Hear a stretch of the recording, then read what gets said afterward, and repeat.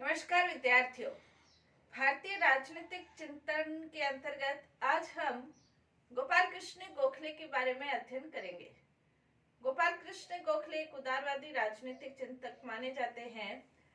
महात्मा गांधी उन्हें अपना राजनीतिक गुरु कहते थे। गोपाल कृष्ण गोखले के जो गुरु थे महादेव गोविंद रनाडे थे।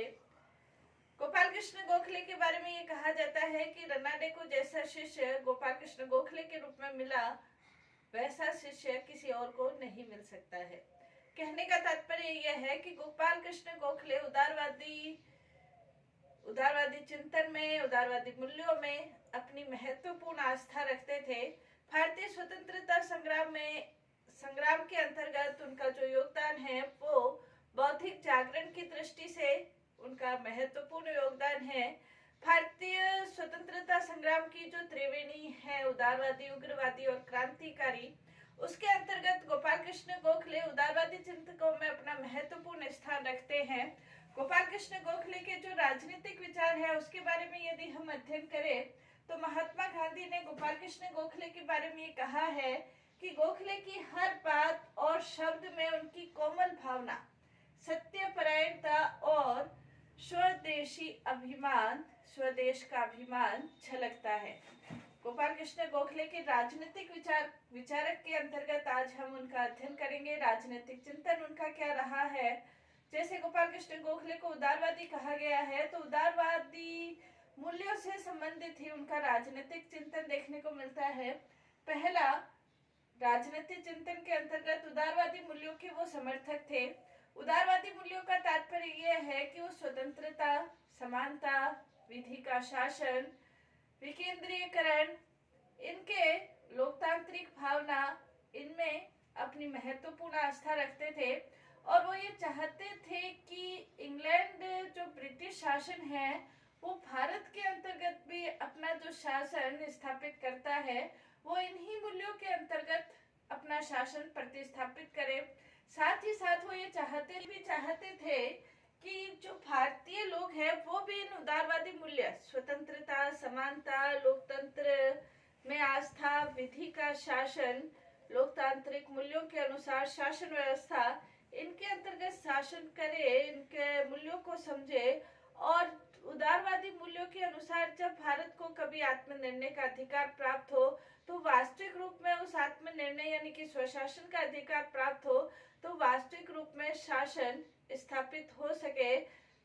जो शासक और शासित की भिन्नता है वो समाप्त हो, बल्कि जो जनता है वो लोकतांत्रिक उदारवादी मूल्यों के अनुसार शासन करता हुआ अपना सार्वजनिक जीवन व्यतीत करे, जिससे भारत समृद्ध हो, सुखी हो, प्रगतिशील हो और समानता, स्वतंत्रता हर एक व्यक्ति के लिए मिले, जिससे प्रत्येक व्यक्ति का व्यक्तित्व का विकास हो, साथ ही साथ राष्ट्र का विकास भी संभव हो सके। तो उदारवादी मूल्यों के प्रति वो समर्थक थे। दूसरा, इनके राजनीतिक चिंतन में महत्वपूर्ण बात यह है कि ब्रिटिश जाति की उदारता और न्यायप्रियता में उनका अटूट विश्वास था। वो व्यक्ति की आत्मा की अच्छाई में विश्वास करते थे और इन्हीं कारण उनको ये लगता था कि ब्रिटिश जाति की जो उदारता है, वो न्यायप्रियता है, वो सही है। भारत के अंतर्गत वो शासन कर रहे हैं तो वो अपने किसी स्वार्थ के अनुसार नहीं, बल्कि भारत के हित में ही उनका शासन है।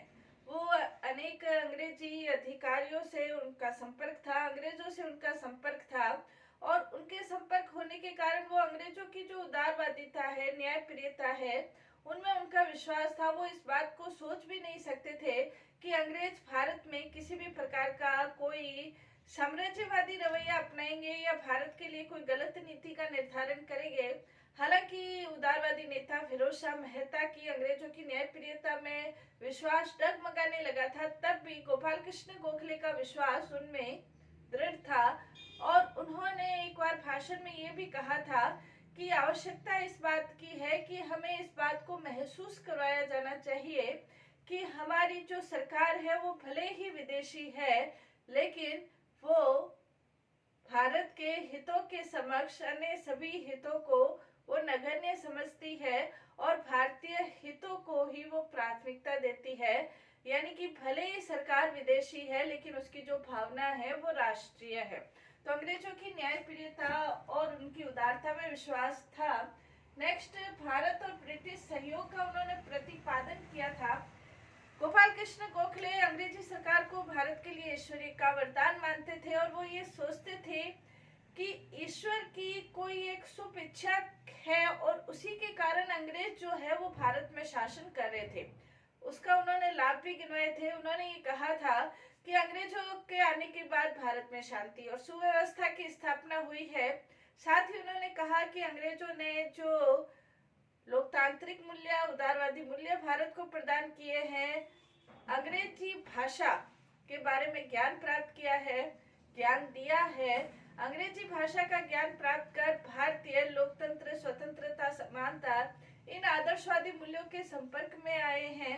तो उनको ये लगता था कि जो अंग्रेजी शासन है वो भारत के लिए वरदान है और भारत को अपनी प्रगति करनी है तो वो ब्रिटिश और भारत के सहयोग के आधार पर ही भारत की प्रगति संभव हो सकती है।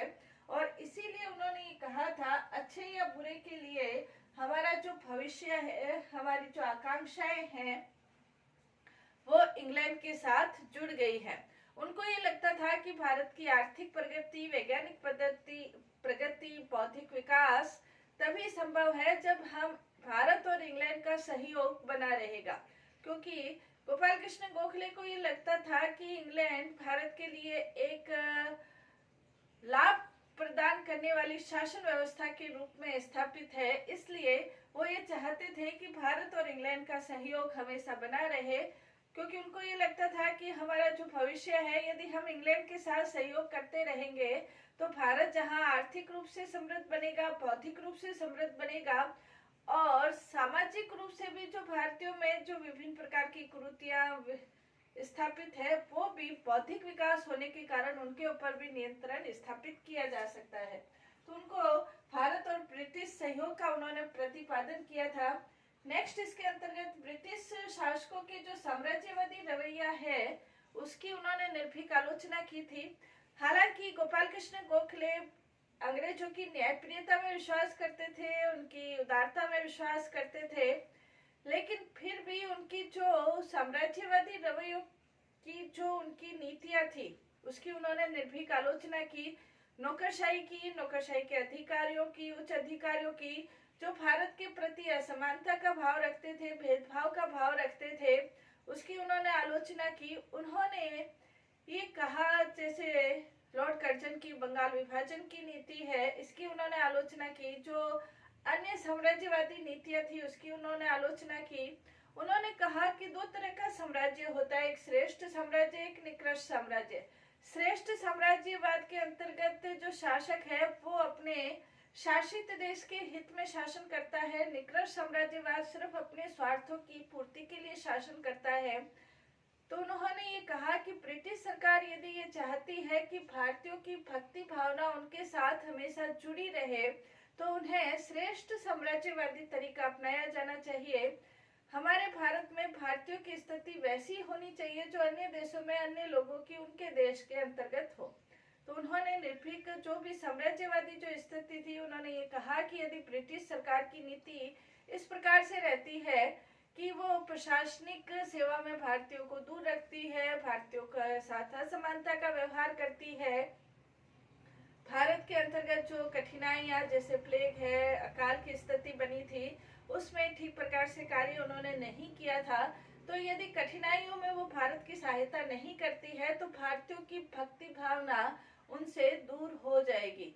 इसलिए उन्होंने कहा कि जो साम्राज्य की घोषणा है, 1833 का अधिनियम है, उसके अनुसार भारत के अंतर्गत समानता के साथ व्यवहार होना चाहिए तो भारतीयों की भक्ति भावना जुड़ेगी और साथ ही साथ जो भारत है उसका भी विकास संभव हो सकेगा। तो ब्रिटिश शासकों की साम्राज्यवादी रवैयों की उन्होंने निर्भीक आलोचना की। वो आलोचना करने से बिल्कुल भी नहीं डरते थे। नेक्स्ट है राष्ट्रवाद की भावना। ब्रिटिश शासन के प्रति उनकी भक्ति भावना या उदारता में उनका विश्वास था, लेकिन इसका तात्पर्य ये बिल्कुल भी नहीं है कि उनका अपने देश, अपनी संस्कृति, अपने गौरव के अपने भारत के प्रति गौरव की भावना नहीं थी, उनमें राष्ट्रवाद की भावना कूट कूट के भरी हुई थी। वो ये चाहते थे कि वर्तमान जो परिस्थितियां हैं, वर्तमान परिस्थितियों के अंतर्गत ये अविवेकपूर्ण कार्य होगा कि हम आंदोलन और हिंसा का मार्ग अपनाकर अंग्रेजों को भारत से भगा दें। तो इसलिए वो ये चाहते थे कि भारत के ही भविष्य के लिए, भारत के ही विकास के लिए वो ये मानते थे कि अंग्रेज शासक अपनी उदारपूर्ण नीतियों के आधार पर भारत का विकास भारत और ब्रिटिश सहयोग के आधार पर करे। भारतीय सभ्यता संस्कृति में उनका विश्वास था, उनके गौरव के प्रति उनमें सम्मान की भावना थी, साथ ही भारतीय संस्कृति के प्राचीन मूल्यों के प्रति भी उनमें सम्मान की, आदर की भावना थी। लेकिन वो ये कहते थे कि वर्तमान वैज्ञानिक युग में हम प्राचीन मूल्यों और संस्कृति के आधार पर, सिर्फ इसी आधार पर हम विकास नहीं कर सकते हैं। इसलिए हमें प्राचीन मूल्यों के साथ साथ वैज्ञानिक प्रगति के अनुसार भी भारत का विकास संभव होगा। इसलिए वो ये चाहते थे कि प्राचीन संस्कृति और जो अंग्रेजों की संस्कृति है, पाश्चात्य संस्कृति है, पूर्व और पश्चिम की जो संस्कृति है, उसके समन्वय से ही भारत का विकास संभव हो सकता है। तो अंग्रेजों के प्रति जो उनकी उदारवाद की भावना थी या न्यायप्रियता के प्रति उनका विश्वास था, इसका तात्पर्य ये नहीं है कि वो अपने भारत के प्रति राष्ट्रवादी भावना उनकी कम थी, बल्कि उनकी ये अंग्रेजों की न्यायप्रियता में विश्वास भी उनकी राष्ट्रवादी भावनाओं को दृढ़ करता है, क्योंकि वो ये चाहते थे कि अंग्रेजों के संपर्क से ही भारत आगे बढ़ सकता है। इसके अंतर्गत हम कह सकते हैं कि उन्होंने ये कहा भी था कि अपनी मातृभूमि के लिए मेरी जो आकांक्षाएं हैं वो अनंत है, असीमित है, उसकी कोई सीमा नहीं है। तो अपनी मातृभूमि के विकास करने के लिए ही उन्होंने ये चाहा था कि अंग्रेज भारत के अंतर्गत वैज्ञानिक प्रगति, भौतिक प्रगति, उदारवादी मूल्य, राजनीतिक मूल्यों, इनकी स्थापना करे। नेक्स्ट, इसके अंतर्गत संवैधानिक साधनों और वैधानिक आंदोलन में उनका विश्वास था, अधिक विश्वास था। वो ये चाहते थे कि जो संवैधानिक साधन है उनको ही स्वतंत्रता का आधार बनाया जाए। वो किसी भी प्रकार के असंवैधानिक साधनों में विश्वास नहीं करते थे। वो ये चाहते थे कि अगर कोई व्यक्ति समाज में परिवर्तन करने के लिए उत्तरदायी है तो उसको समझा बुझा कर अपनी बात को मनवाया जाए, उसके लिए किसी हिंसा आंदोलन का सहारा नहीं लिया जाए। जैसे पट्टाभी सिद्धारमैया ने ये कहा है कि वो विरोधी को हराने में नहीं बल्कि उसको जीतने में विश्वास करते थे। गोपाल कृष्ण गोखले वैधानिक साधनों के अंतर्गत वो प्रार्थना पत्र के द्वारा अपनी बात रखते थे, प्रचार के द्वारा अपनी बात रखते थे, प्रतिनिधि मंडल के द्वारा अपनी बात रखते थे, विभिन्न आंकड़ों का प्रतिवेदन तैयार करके उस प्रतिवेदन के आधार पर अपनी बात रखते थे। लेकिन वो किसी भी स्थिति में हिंसात्मक कार्रवाई या आंदोलन का मार्ग नहीं अपनाना चाहते थे, क्योंकि उनको ये लगता था कि अभी वर्तमान समय भारत की स्थिति ऐसी नहीं है कि इस प्रकार के हिंसा और आंदोलन के आधार पर हम अपनी आजादी या स्वशासन को प्राप्त करें, क्योंकि यदि इस प्रकार की परिस्थितियों को हम ग्रहण कर लेंगे तो होगा ये कि अंग्रेजी सरकार राजद्रोह का आरोप लगाकर उन्हें जेल में डाल देगी और जो हमारा स्वाधीनता आंदोलन का कार्य है वो बीच में रुक जाएगा। वो ऐसे किसी भी साधन को नहीं अपनाना चाहते थे जो कि असंवैधानिक साधन हो। जैसे देवगिरी कर ने ये कहा है, शासन तंत्र के विरुद्ध युद्ध करते समय गोखले ने वैधानिक मार्ग को अपनाया। उनका यह प्रयास था कि तर्कों को अपनी बात का आधार बनाया जाए, तर्क, आंकड़े, तथ्य एकत्रित करके अपनी बात का आधार बनाया जाए। जैसे मान लो भारत में गरीबी है तो गरीबी का कारण क्या है, क्या कारण है, तो उसके लिए आंकड़े एकत्रित करके अंग्रेजी सरकार को ये बताया जाए कि आप इस संबंध में इस प्रकार का कार्य कर सकते हो, दूसरे देशों में ऐसा कार्य होता है। उनको ये लगता था कि समझाने बुझाने से अंग्रेजी सरकार उनकी बातों को मान लेगी। समझा बुझाकर अपनी बात का आधार बनाया जाए, समझा बुझाकर लोगों के विचार बदले जाए, लोगों के मतलब अंग्रेजों के विचार बदले जाए, लोगों के विचार बदले जाए जिनका कुछ महत्व है। तो शासन तंत्र के विरुद्ध युद्ध करते समय किसी भी तरह असंवैधानिक साधनों के आधार पर अपना आंदोलन जारी रखना चाहते हो, ऐसा नहीं था। नेक्स्ट, इसके अंतर्गत स्वशासन की धारणा। स्वशासन से उनका तात्पर्य ये नहीं था कि भारत को स्वतंत्रता प्राप्त हो जाए, बल्कि संप्रभुता में नहीं था, भारतीय संप्रभुता में नहीं था, बल्कि उस समय की परिस्थितियों के अनुसार वो ये चाहते थे कि स्वशासन का तात्पर्य अपनी जो राजनीतिक संस्थाएं हैं उनका प्रबंध और संचालन स्वयं के हाथों में हो और ये सब ब्रिटिश सरकार के अंतर्गत हो। स्वशासन से तात्पर्य उनका स्वतंत्रता या संप्रभुता नहीं था, बल्कि ब्रिटिश शासन के अंतर्गत रहते हुए शासन की जो इकाइयां हैं उनके ऊपर ज्यादा से ज्यादा भारतीयों का अधिकार हो, यानी कि शासन का संचालन और प्रबंध भारतीयों के हाथों के अंतर्गत हो। वो स्वशासन से उनका तात्पर्य था। वो चाहते थे कि भारत के अंतर्गत जो प्रांतीय विधान परिषदें हैं, केंद्रीय परिषदें हैं, प्रशासनिक जो नौकरियां हैं, प्रशासनिक अधिकारी है, सेना है, उनमें भारतीयों का ज्यादा से ज्यादा योगदान हो, भारतीय उसमें ज्यादा से ज्यादा शामिल हो और धीरे धीरे भारतीयों को प्रशासन के क्षेत्र में, राजनीति के क्षेत्र में, सेना के क्षेत्र में भारतीयों को बहुत कुछ अंग्रेजों से सीखने को मिलेगा। इसलिए ज्यादा से ज्यादा इनमें वो अपनी सहभागिता प्रदान करे और साथ ही साथ अंग्रेजी सरकारों को वो ये चाहते थे कि ये जो राजनीतिक संस्थाएं हैं, जैसे प्रांतीय परिषद है या जिला परिषदें हैं या जैसे कलेक्टर है, तो उसको सहायता सलाह देने के लिए एक सलाहकार परिषदों की भी नियुक्ति की जाए। गांव के अंतर्गत जिला परिषदें, पंचायतों की, इनकी नियुक्ति की जाए। भारतीयों को प्रशासन में ज्यादा से ज्यादा सहभागी बनाकर स्वशासन का स्थापित किया जाए, यानी कि स्वशासन का तात्पर्य ज्यादा से ज्यादा प्रशासन में भारतीयों की सहभागिता हो, ताकि प्रशासन को संचालित करने का उनको अभ्यास हो या उनमें उनकी जानकारी प्राप्त हो और वो इस योग्य बने कि अपना प्रशासन संचालित करने में स्वयं योग्य हो सके। तो स्वशासन से उनका तात्पर्य संप्रभुता में नहीं, बल्कि स्वयं निर्धारित संस्थाओं का संचालन और प्रबंध करने में था। नेक्स्ट है सत्ता के केंद्रीकरण का विरोध। वो सत्ता के केंद्रीकरण का विरोध करते थे, इसलिए वो ये चाहते थे कि केंद्रीय परिषद के अंतर्गत, विधान परिषद के अंतर्गत और गांव के अंतर्गत सत्ता का विकेंद्रीकरण कर दिया जाए और सत्ता को विकेंद्रित, न सिर्फ विकेंद्रित कर दिया जाए, बल्कि जो विधान परिषद है, केंद्रीय विधान परिषद है, उनको भी अधिकार दिया जाए, प्रांतीय विधान परिषद है, उनको भी अधिकार दिया जाए। क्या अधिकार दिया जाए? जैसे बजट पर उनको वाद विवाद करने का अधिकार दिया जाए कि बजट की कौन सी बात सही है, कौन सी नहीं है, कौन से आय लगाने हैं, कर लगाने हैं, ये सब करने का अधिकार विधान परिषदों को केंद्रीय स्तर पर, प्रांतीय स्तर पर दिया जाए। साथ ही साथ गांव के स्तर पर भी विकेंद्रीकरण करते हुए गांव में जिला पंचायतों की स्थापना की जाए, जिला परिषदों की स्थापना की जाए और उनको अधिकार दिए जाए, आर्थिक अधिकार दिए जाए, न्याय के अधिकार दिए जाए, ताकि गांव के अंतर्गत वो अपना प्रशासन काफी हद तक वो स्वयं कर सके।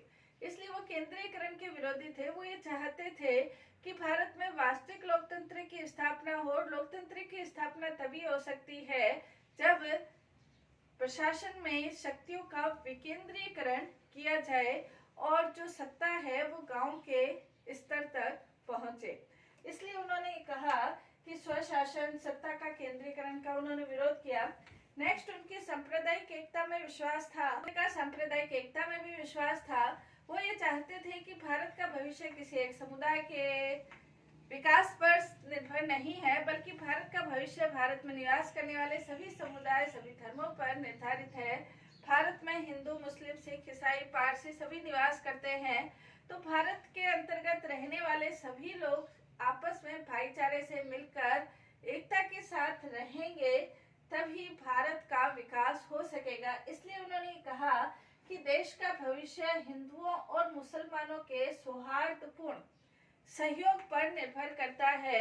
यदि ये आपस में एक दूसरे से लड़ाई झगड़ा, वैमनस्य की भावना, मतभेद की भावना इनके अंतर्गत होगी तो भारत का भविष्य उनको असुरक्षित नजर आता था। वो ऐसे किसी भी आंदोलन में, किसी भी कार्य में शामिल नहीं होते थे कि जो दोनों समुदायों के बीच वैमनस्य की भावना को बढ़ाता हो। इसलिए वो ये चाहते थे।